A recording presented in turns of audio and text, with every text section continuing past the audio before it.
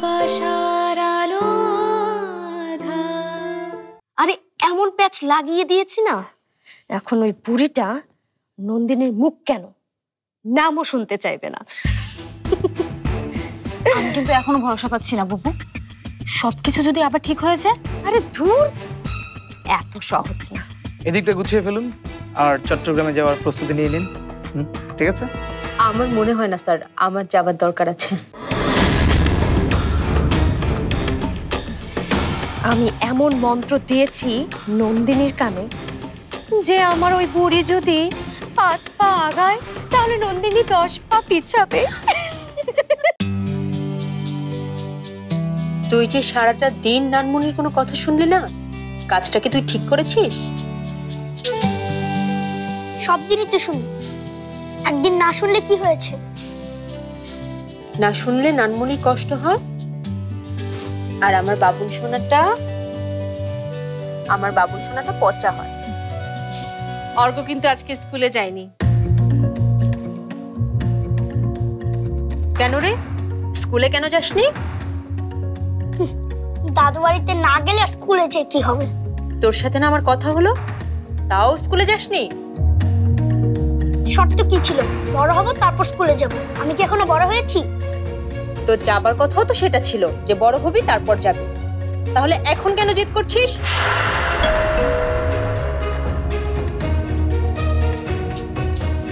দাঁড়াও, আমি দেখছি।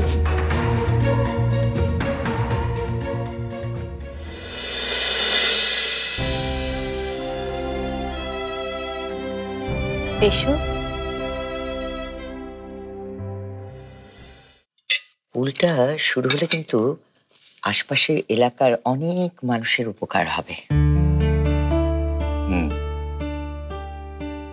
আমি কি ভাবছি জানিস, আমি ভাবছি যে মেয়েদের জন্য যদি বিশেষ কিছু বৃত্তির একটা ব্যবস্থা করতে পারি।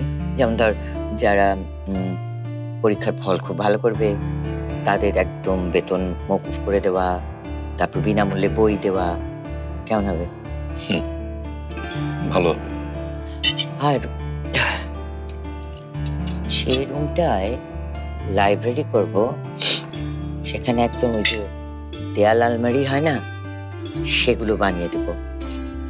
আমার না ভীষণ ইচ্ছা একটা খুব বড় লাইব্রেরি বানানোর, মানে খুব ইচ্ছা। আচ্ছা মা, বাবা চলে যাওয়ার পর তুমি আর বিয়ে করনি কেন? এ আবার কি ধরনের প্রশ্ন হলো? না মা, মানে বাবা যাওয়ার পর তুমি তো আবার বিয়ে করতে পারতে, কিন্তু করনি কেন? প্রথমত, আমি তোর বাবার জায়গায় আর কাউকে স্থান দিতে চাইনি আমার জীবনে। আর দ্বিতীয়ত, ধর যদি দিতাম তাহলে তোর কি হতো? আমি তোকে নিয়েই থাকতে চেয়েছি, ব্যাস।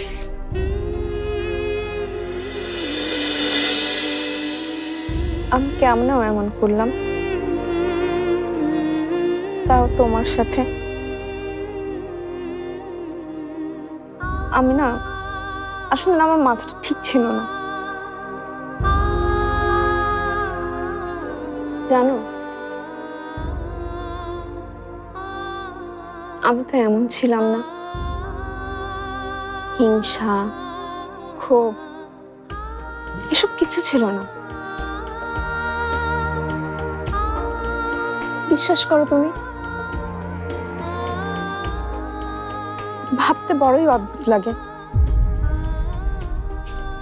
জানতাম ভালোবাসার অনেক ক্ষমতা, কিন্তু ভাবতাম সেই ক্ষমতা বুঝি ভালো, খারাপ কেউ ভালো করে দেয়। কিন্তু ভালোবাসা যে মানুষকে খারাপের দিকেও নিয়ে যেতে পারে তা নিজেকে দিয়ে জানতে পারলাম। তুমি যে আমাকে ভুল বোঝোনি, এতেই আমি খুশি তানি। তুমি বলেই এমন করে ভাবতে পারছো, অন্য কেউ হলে হয়তো। অপূর্ব ভাই তোমাকে পছন্দ করেছে, তাহলে তোমার দোষ কোথায়? আমি যে কেন তোমার সাথে এরকম করলাম আমি নিজেই জানি না। তানি, আমাকে ক্ষমা করেছো তো?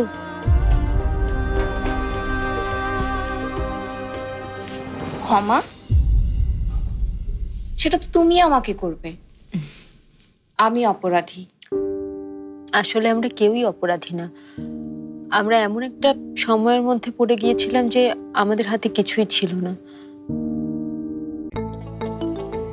আমার যে কি ভালো লাগছে, অনেক হালকা লাগছে। সেই খুশিতে একটা চকলেট। ব্যাগে আরো অনেক আছে, কিন্তু এই একটাই খাবো। ভাগ করে খেলে ভাববা। স্মরণের ছয় তোমার উপমায় বদলে দিলে যে স্যান্ডেলিনা সো, রূপচর্চায় আভিজাত্য।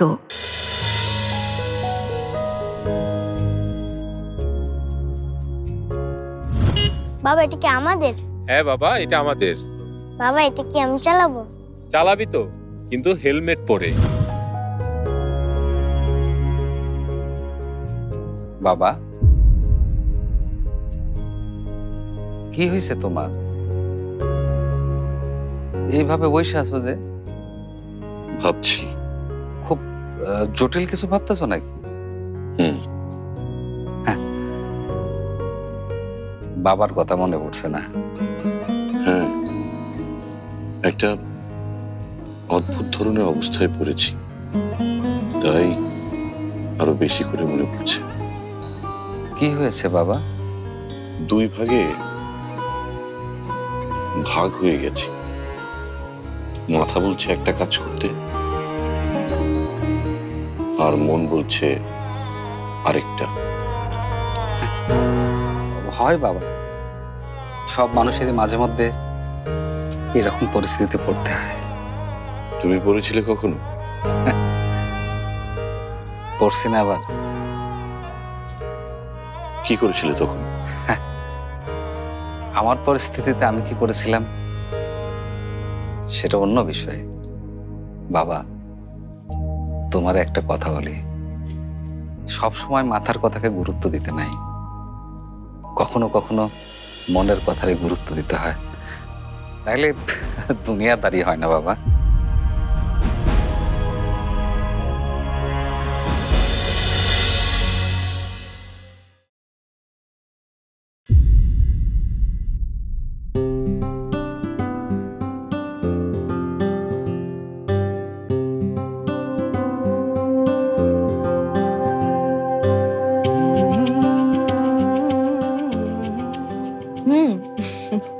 ছোট্ট বন্ধুর জিদ কমেছে? হ্যাঁ, জেদ তো আগেই কমেছে। স্কুলে না যাবার জন্য যত বাহানা তার, শেষমেশ আজকে স্কুলে গেল। স্কুলে যেতে আমারও ভালো লাগতো না, সবসময় ফাঁকি মারতাম, আর মা জোর করে পাঠাতো। তুমি যেরকম মেয়ে পুরোই উল্টা ছিলে, তোমার স্কুলে যেতে খুব ভালো লাগতো, তাই না? হ্যাঁ, আমার সত্যি সত্যি স্কুলে যেতে খুব ভালো লাগতো। আমি জানতাম তো, তোমাকে দেখলেই বোঝা যায় তুমি একটা সুবোধ বালিকা। এখনো আছো অবশ্য। আরে বাহ, হ্যাঁ সবাই তো আমাকে ছাড়াই কফি খেতে শুরু করেছে। সকালবেলা 1 কাপ কফি আমারও তো চাই নাকি? এখন শরীর কেমন তো নেই? পুরোপুরি সুস্থ তো, নাকি আবার অফিস ফাঁকি দেওয়া শুরু করবে? না, আর ফাঁকি দেব না। তোমার সব ভালো তো? ভালো। কি হয়েছে তোমার বলো তো? কই না তো, কিছু হয়নি তো। শিওর? হ্যাঁ, কফিটা বানানো থাকলো কিন্তু। হ্যাঁ। তানি, এমন শক্ত হয়ে আছো কেন? অপূর্ব স্যারের সাথে সহজ হচ্ছ না কেন? এভাবে কথা বললে যে? জানি না কেন পারছি না। আমি সহজ হতে চেষ্টা করে যাচ্ছি, সত্যি চেষ্টা করে যাচ্ছি, কিন্তু উনি যখন আমার চোখের সামনে আসে আমি নিজেকে আটকে রাখতে পারি না।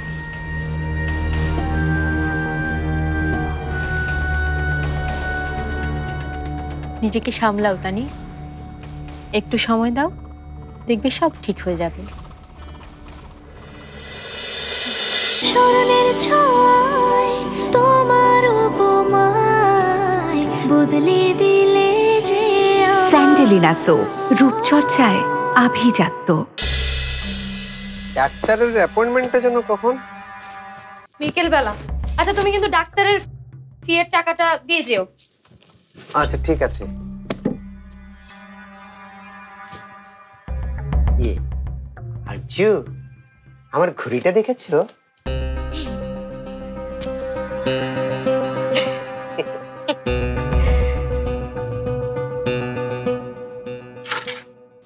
শাহিন, এই যে থ্যাংক ইউ। চোখের মাথা খেয়েছো? এখানেই তো ছিল, কিছুই দেখতে পারো না। সব কাজ আমাকেই করতে হবে। কই একটু আরামাইশ করবো তা না, সবার জন্য বেকার খাটো। এটা হচ্ছে আরেক জ্বালা। হ্যাঁ তো একে নিয়ে আমি নড়তে চড়তে পারি না, তার মধ্যে তোমাদের সবার ফরমাইশ খাটো। আর পারি না বাবা, ঘোড়ার টিম।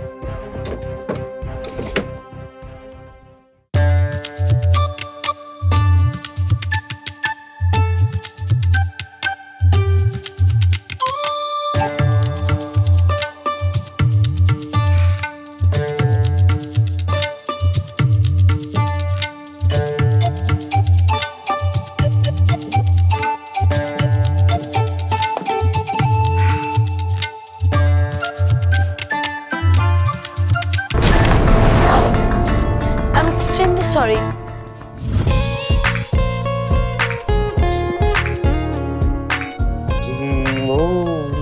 তোমার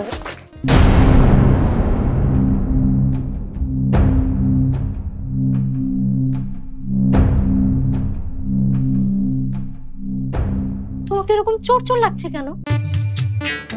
চোর চোর লাগছে কেন? এই যে তুমি চোরের মতো করে হাসছো। চোরের মতো? না না, আমার ঘরে আমি চোরের মতো কেন হাসবো? ঠিক আছে, তাহলে এইটা নিয়ে কোথায় যাচ্ছ?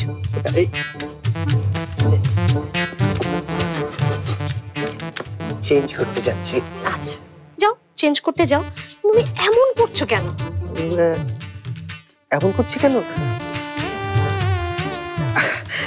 আসলে তুমি কি মনে করো না করো, মানে আমি আসলে তোমাকে একটা সারপ্রাইজ দিতে চেয়েছি। আমাকে একটা সারপ্রাইজ দিতে চেয়েছিলেন? ও মাই গড, আপনার সারপ্রাইজ আমার কাছে মাঝে মধ্যে শকের মতো লাগে। তাহলে নিয়ে যাই, চেঞ্জ করে আনি। যাও।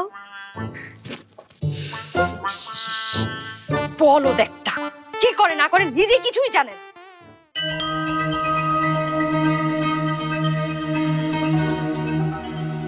অর্ক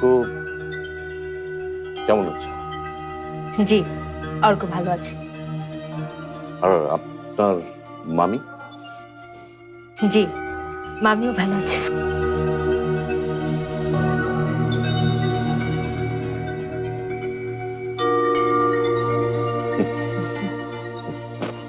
নন্দিনী,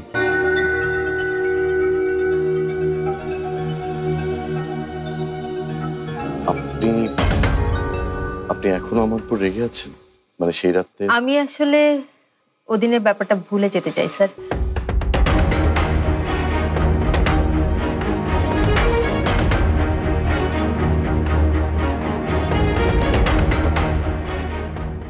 স্মরণের ছোঁয়ায় তোমার উপমায় বদলে দিলে যে স্যান্ডেলিনা সো, রূপচর্চায় আভিজাত্য।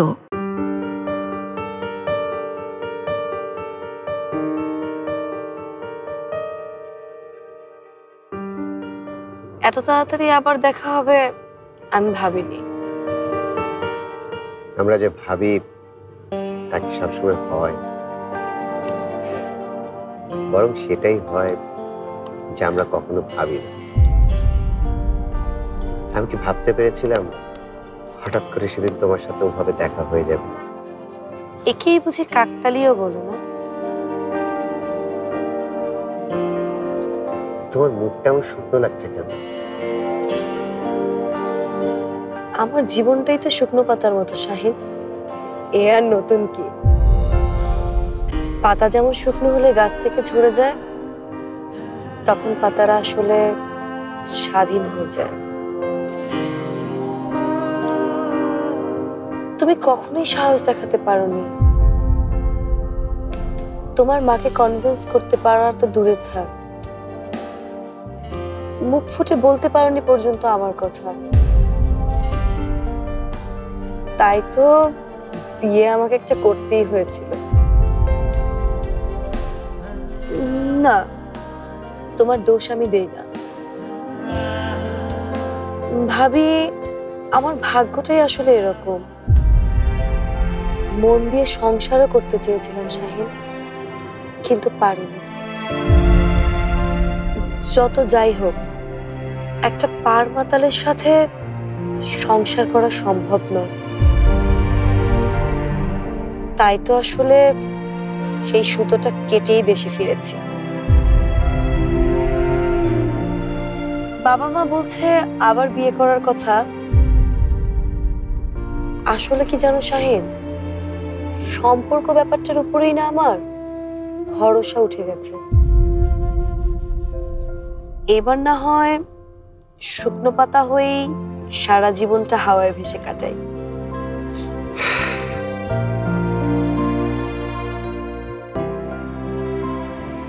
তোমাকে আবার বাঁধি, সে সাহস বা শক্তি কোনোটাই আমার নেই, সে তুমি জানো। কিন্তু একটা কথা, যদি তোমার পাশে সারা জীবন বন্ধু হয়ে থাকবো, এই অনুমতিটুকু কি দেবে? আমার তাতে তাতে আমার অতীতের না পারার কষ্টটা হয়তো কিছুটা লাঘব হবে।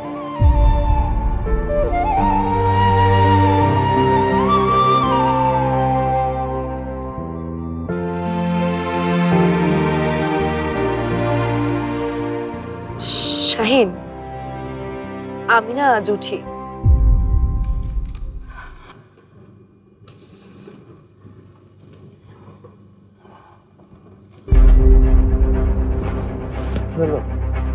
মাথাটা মাথাটা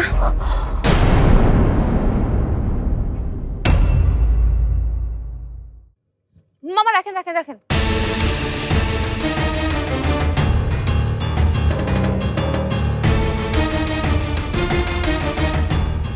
শাহিন ভাইয়ের সাথে উনি কে? ঘটনাটা কি দেখা দরকার তো। তুমি তো কখন থেকে বলে যাচ্ছ আসবে আসবে, কই আসছে না তো। আসবে, চলে আসবে, তুই এমন করছিস কেন? এই মন, তুই আরেকবার ফোন করে দেখ না আসছে না কেন। তোমার বউ তোমাকে নিয়ে অনেক দুশ্চিন্তা করবে। আর্য করবে আমার জন্য চিন্তা, ওর এত সময় নেই।